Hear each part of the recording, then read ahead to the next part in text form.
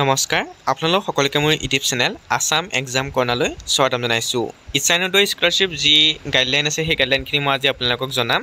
2021 গাইডলাইনে তেওঁলোকে বুলি পাব্লিছ কৰিছে যি NSP পৰ্টেল আছে NSP পৰ্টেলৰ পৰা মই গাইডলাইনখিনি ডাউনলোড কৰিছোঁ। গাইডলাইনখন ডাউনলোড কৰিছোঁ 2021 নটিফিকেশ্যনখনে তেওঁলোকে আপলোড কৰিছে এই বুলিও। গতিকে আপোনালোকে 2024 বৰ্ষৰ NSP যি ইচ্ছানুদয় স্কলাৰশ্বিপ আছে সেই এপ্লাই কৰিবৰ কাৰণে কি কি প্ৰয়োজন হ'ব মই আপোনালোকক আজি জনাই আছোঁ। ইন্ট্ৰডাকশ্যনত কৈছে যে 10,000 স্কলাৰশ্বিপ প্ৰত্যেক মাহে 8,000কে অৰ্থাৎ আপোনালোকৰ বছৰেকত 96,000 মান হ'বগে আপোনালোকৰ পেমেণ্ট দিয়া হ'ব।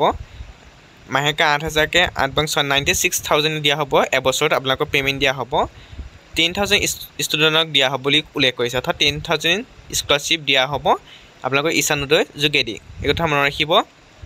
অনলি 10,000 ষ্টুডেণ্টছ পাৰ মান্থত কিমান দিব 8,000। আপোনালোকক খালি পাৰ মান্থে নিদিয়ে, আপোনালোকৰ এটা সময় দিব এবছৰৰ ভিতৰত গোটেই পে'মেণ্টটো একেলগে তেওঁলোকে দি দিব। Per month for 10 month in a year. তাৰপিছত কৈছে 50% স্লট আণ্ডাৰ ইচ কেটেগৰী আৰ মাৰ্ক ফৰ আৰ্টছ অৰ্থাৎ আপোনালোকৰ 50% ৰিজাৰ্ভ থাকিব arts, humanity, social science, law' management আৰু 50% ৰিজাৰ্ভ থাকিব ছায়েন্স, ইঞ্জিনিয়াৰিং আৰু টেকন'লজি ষ্টুডেণ্টৰ কাৰণে। ইয়াত কৈছে in case of more than one candidate having similar marks in their 12th class examination at the lowest level of merit list, the list shall be further shortlisted, segregated on the basis of marks obtained by them class 10 অৰ্থাৎ কোনোবাই যদি class 12ত same marks পায় তেতিয়াহ'লে আপোনালোকৰ class 10ৰ marks ইয়াত ধৰা হ'ব বুলি উল্লেখ কৰিছে। অৰ্থাৎ আপোনালোকৰ যি ইচ্ছানুদয় স্কলাৰশ্বিপৰ মেৰিট লিষ্ট আছে আপোনালোকৰ ক্লাছ 12ৰ মাৰ্কছৰ ওপৰত ডিপেণ্ড কৰি দিয়া হয়। ইতিমধ্যে অনলাইন আবেদন আৰম্ভ হৈ গৈছে। অক্টোবৰ লাষ্ট ডেট আপোনালোকে অনলাইন আবেদন কৰিব পাৰে। মই ইতিমধ্যে এটা ভিডিঅ' জনাইছিলোঁ কেনেকৈ অনলাইন আবেদন আপোনালোকে কৰিব। এলিজিবিলিটিৰ কথা কৈছে ক্লাছ 12 পাছ হ'ব লাগিব আৰু নৰ্থ ইষ্টৰ হ'ব লাগিব বুলি কৈছে NER ৰিজনৰ। তাৰপিছত কৈছে this scholarship available for those student only who are pursuing recognise UG degree অৰ্থাৎ যিসকলে BA BSc BCom পঢ়িছে তেওঁলোকৰ কাৰণে এই স্কলাৰশ্বিপটো এপ্লিকেবল। গতিকে আপোনালোকে এপ্লাই কৰিব পাৰে যিসকল ডিগ্ৰী ফাৰ্ষ্ট ছেমত পঢ়িছে। This scholarship is available to student for the first UG degree only. Student who have already acquired any degree are not eligible to apply অৰ্থাৎ মই কৈছোঁ যে আপোনালোকৰ ফাৰ্ষ্ট ছেমিষ্টাৰত যিসকলে পঢ়িছে তেওঁলোকে ইয়াত এপ্লিকেবল হ'ব। গতিকে আপোনালোকে in case of integrated and dual degree programme the scholarship will be payable for the UG component only অৰ্থাৎ আপোনালোকে যিসকলে ইণ্টিগ্ৰেট কৰিছে তেওঁলোকৰ কাৰণে এইটো এপ্লিকেবল হ'ব।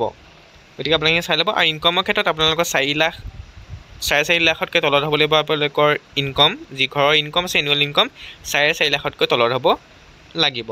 তাৰপৰা আপোনালোকৰ কলেজখন নাকৰ নাক থাকিব লাগিব, নাকৰ এক্ৰিডিটেশ্যন থাকিব লাগিব। সেইখিনি আপোনালোকে জানে, সেইটো কলেজবিলাকত থাকে, আপোনালোকে এইখিনি চিন্তা কৰিব নালাগে। গতিকে আপোনালোকে এইবোৰ মনত ৰাখিব। আধাৰ শ্বেডিং থাকিব লাগিব আপোনালোকৰ বেংকৰ লগত। আধাৰ শ্বেডিং হ'লেহে আপোনালোকে এই স্কলাৰশ্বিপৰ পে'মেণ্টটো পাব। অৰ্থাৎ আপোনালোকৰ যেতিয়া ফৰ্ম ফিল আপ কৰিবলৈ আহিব তেতিয়া আপোনালোকৰ বেংক একাউণ্ট নোখোজে, আধাৰৰ লগত যিটো বেংক একাউণ্ট লিংক হৈ থাকিব তাতে আপোনালোকৰ পে'মেণ্টটো সোমাই যাব। এইটো আধাৰ শ্বেডিং। প্ৰচিডিউৰ এপ্লাইং এইখিনি আপোনালোকে চাব পাৰে। মই ইতিমধ্যে ভিডিঅ' দিছোঁ, যোৱাকালি কালি এটা ভিডিঅ' দিছোঁ, আপোনালোকে চাব পাৰে কেনেকৈ এপ্লাই কৰিব পাৰিব। তাৰপিছত ৰিনুৱেলছ কৰিব পাৰিব। এবাৰ পোৱাৰ পাছত আপোনালোকে ৰিনুৱেল কৰিব পাৰে। আৰু আগতে যদি আপুনি স্কলাৰশ্বিপ পাই থৈছে তেতিয়াহ'লে আপুনি এপ্লাই কৰিব নোৱাৰে, এইটো তেওঁলোকে উল্লেখ কৰিছে। আৰু ডিছবাৰ্চমেণ্টটো আপোনালোকৰ DBT ডাইৰেক্ট বেনিফিট ট্ৰান্সফাৰ অৰ্থাৎ আপোনাৰ ডাইৰেক্ট একাউণ্টত সোমাব যদি আপুনি চিলেকশ্যন হয়। ফ্ৰেছ এপ্লাই কৰাৰ পিছত যদি আপুনি চিলেকশ্যন হয় তেতিয়াহ'লে আপুনি ৰিনুৱেল কৰিব পাৰিব আপোনালোকৰ স্কলাৰশ্বিপখন। গতিকে আপোনালোকৰ এইখিনি গাইডলাইন ইমান দীঘল গাইডলাইন নহয়। গতিকে আপোনালোকৰ যি কাষ্ট চাৰ্টিফিকেট এইবিলাক ৰাখিব। Verify ensure authenticity correction document regarding domicile category caste certificate income. গতিকে আপোনালোকে এইখিনি ভালদৰে উলিয়াই থ'ব। এতিয়া উলিয়াই থ'ব কাৰণ প্ৰয়োজন হ'ব আপোনালোকক। ডমিচাইল চাৰ্টিফিকেট PRCখন উলিয়াই থ'ব, কাষ্ট চাৰ্টিফিকেট উলিয়াই থ'ব যদি এপ্লিকেবল হয়, ইনকম চাৰ্টিফিকেট উলিয়াবই লাগিব, প্ৰয়োজন হ'বই, সেইখিনি আপোনালোকক প্ৰয়োজন হ'ব। আৰু হয়তো আপোনালোকৰ কোড এফিডেভিটো লাগিব পাৰে, সেইটো পিছত গম পাব যেতিয়া এপ্লাই কৰিব তেতিয়া আপোনালোকে গম পাব। এইখিনি আছে আপোনালোকৰ ইচ্ছানুদয় স্কলাৰশ্বিপৰ গাইডলাইনখিনি। গতিকে আপোনালোকে এপ্লাই কৰিব পাৰে যিসকলে BA BSc BCom ফাৰ্ষ্ট ছেমিষ্টাৰত এইবুলি নামভৰ্তি কৰিছে।